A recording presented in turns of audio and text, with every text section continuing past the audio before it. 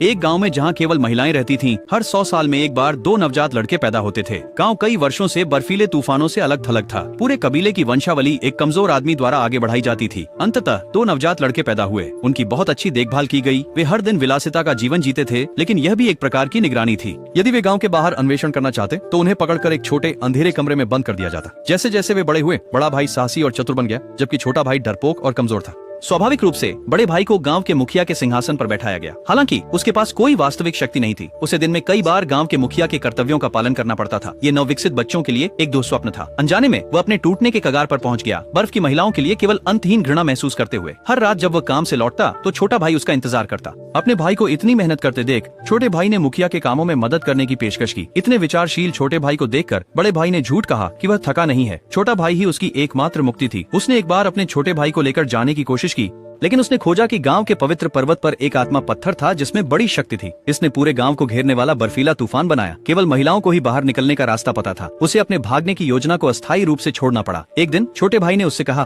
पिछली रात उसने बिस्तर गीला कर दिया था। बड़े भाई को घबराहट हुई। उसे एहसास हुआ कि छोटा भाई भी गांव का मुखिया बनने के योग्य हो सकता है। अगर बर्फ की महिलाएं जान जाती तो मासूम छोटे भाई का अपमान होता। बड़ा भाई ऐसा कभी नहीं होने देता, इसलिए उसने सभी बर्फ की महिलाओं के साथ एक बैठक बुलाई। उन्हें संतुष्ट करने के लिए सब कुछ करने का वादा किया, लेकिन उसने मांग की कि वे उसके छोटे भाई को जाने दें, अन्यथा वह आत्महत्या कर लेगा और गांव को नष्ट कर देगा। गांव के भाग्य का सामना करते हुए बर्फ की महिलाओं ने अनिच्छा से उसकी मांग मान ली और छोटे भाई को गांव से बाहर भेज दिया। लेकिन अगले दिन उसने गांव वालों को फुसफुसाते हुए सुना। गांव की महिला नेता ने छोटे भाई को मारने के लिए लोगों को भेजा था। अब तक वह शायद जंगल में मर चुका होगा।